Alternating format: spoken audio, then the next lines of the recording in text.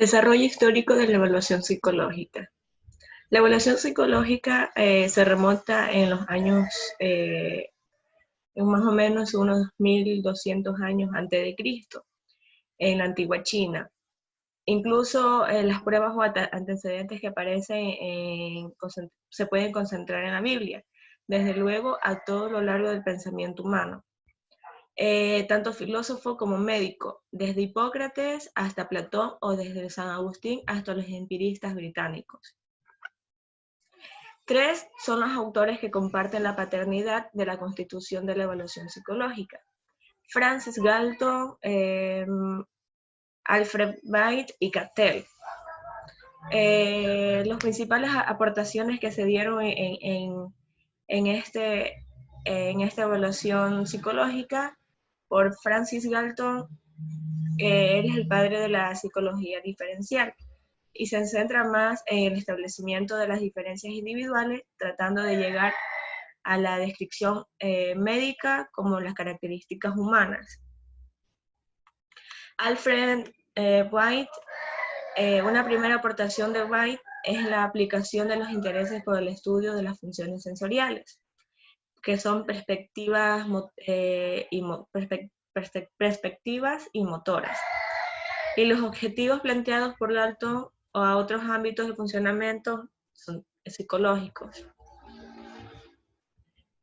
Para Cattell, en su tesis doctoral sobre el estudio diferencial en los tiempos de la reacción, a él se le deben una serie de pruebas diagnósticas para la medida de presión dinamétrica.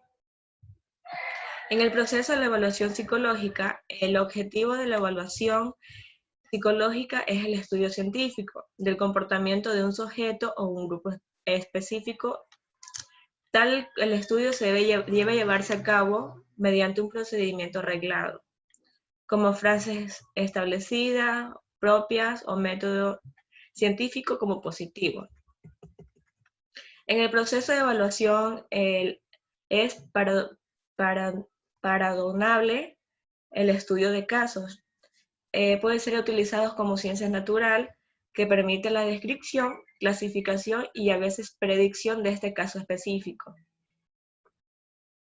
También la parte histórica de esta disciplina es el procedimiento al que nos referimos, que se reducía a la pura acción de aplicarle el test. Esta evaluación testológica tenía su base en el hecho de que los más importantes solicitantes de la evaluación, psiquiatras, los educadores o los empresarios. También se podría que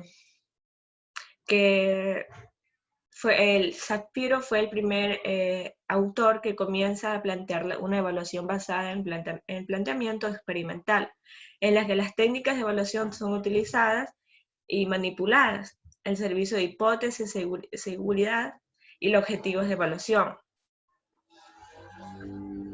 El psicólogo siempre debe de ayudar en la transformación de los planteamientos vagos o en términos concretos. Una breve guía de esta indagación se puede hacer el motivo de la consulta, por qué se solicita la evaluación, qué se desea conseguir de ella, y cuál es la demanda concreta en términos diagnósticos, orientación, selección o tratamientos y cambios.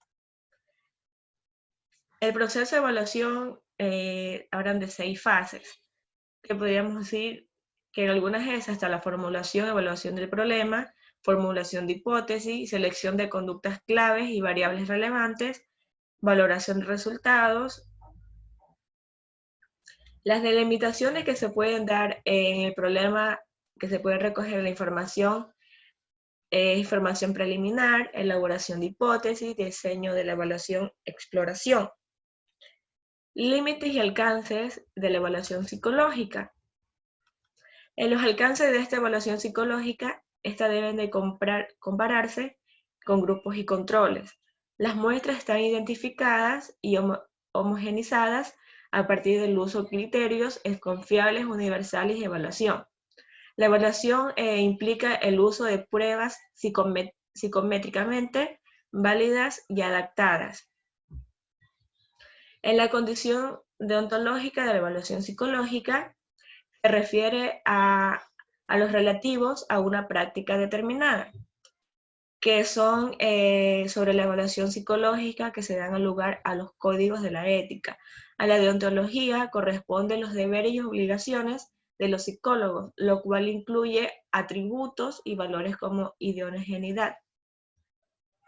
Los derechos de los evaluados también son el derecho a conseguir consentimientos informados, derecho a ser informados a los resultados de la prueba, derechos a la privacidad y a la confidencialidad, y derecho a recibir la clasificación menos entajimanizadora. Que esto se debe evitarse, que se devuelvan las condiciones mentales del cliente. Estos son sobre los temas de la unidad 1 y voy a hablarles un poquito sobre los temas de la unidad 2, que es comenzamos con el método clínico. El método clínico es el proceso o secuencia ordenada de las acciones de los médicos han desarrollado para generar su conocimiento desde el comienzo de la era científica. El método científico aplica la práctica clínica.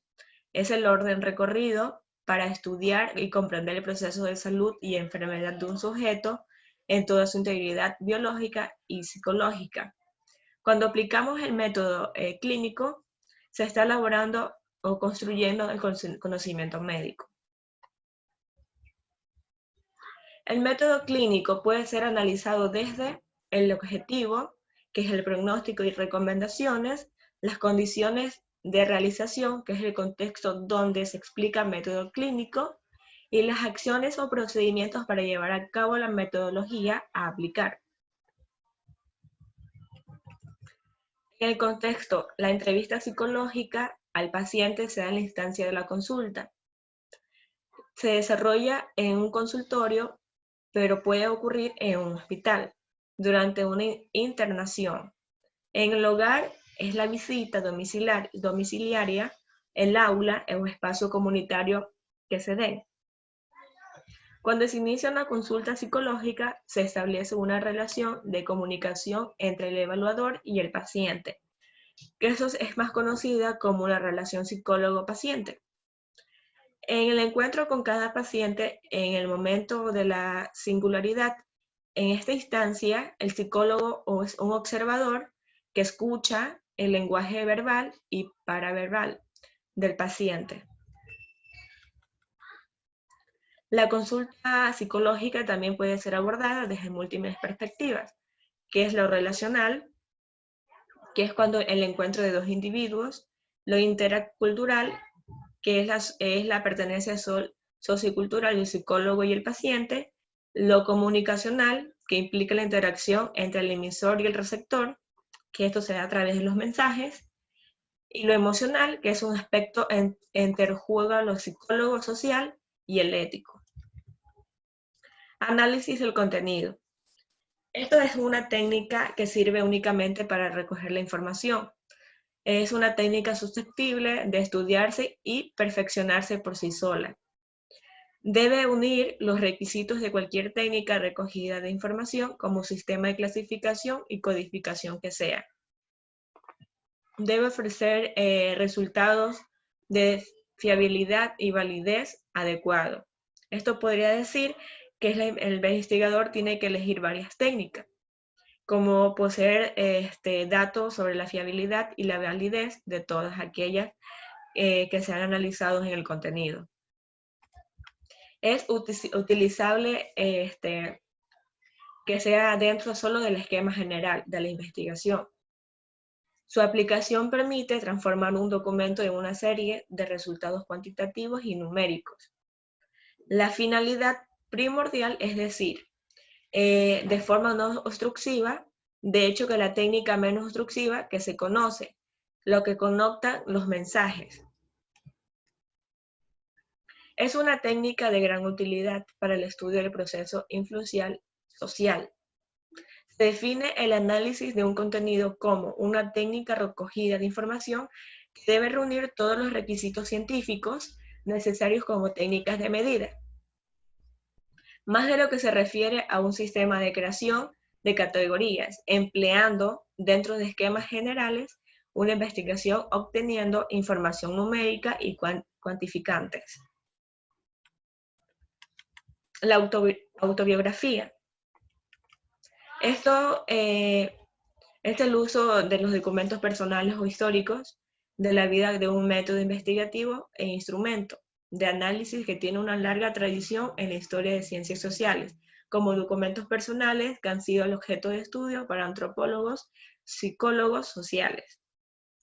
Hoy en día se puede decir que la autobiografía se utiliza en la psicología desde diversas aproximaciones.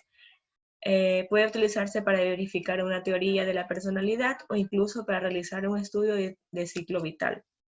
Método biográfico combina la observación con la reflexión para su comprensión y análisis. El test proyectivo y psicométricos, estos test proyectivos son el método de evaluación de la personalidad y otras características mentales, que se basan en estímulos ambiguos y poco estructurados. Estas técnicas se han enmarcado tradicionalmente en la teoría psicoanalítica, lo cual la personalidad tiene carácter estable y está determinada en gran medida por impulsos irracionales. Tipos de técnicas proyectivas. Existen distintos tipos de test proyectivo, lo estructural, que se basa en la organizacional y material visual. Los temáticos consisten en narrar una historia a partir de distintas imágenes, como gráficos, y pueden ser centrados en dibujos. Como el test de aldea imaginaria, que juega el diagnóstico y los asociativos. El test proyectivo es una herramienta interesante que nos podemos utilizar en el psicodiagnóstico en clínica. También lo podríamos definir que en los test es el sujeto, el paciente, que puede proyectar tanto elementos de su personalidad como conflictos inconscientes. El test de aparición temática, el TAT, desarrollado por Henry Murray, esta es la prueba proyectiva de tipo temático más utilizado, especialmente en la evaluación de personas mayores de edad.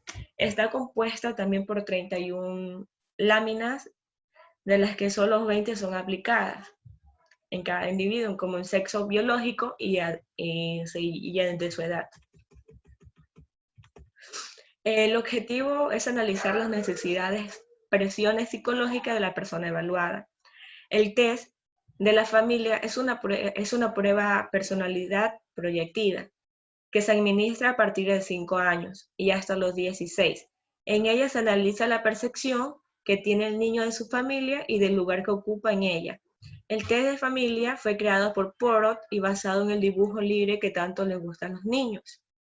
Esta ha sido mi explicación sobre las unidades 1 y 2 de la materia de evaluación psicológica.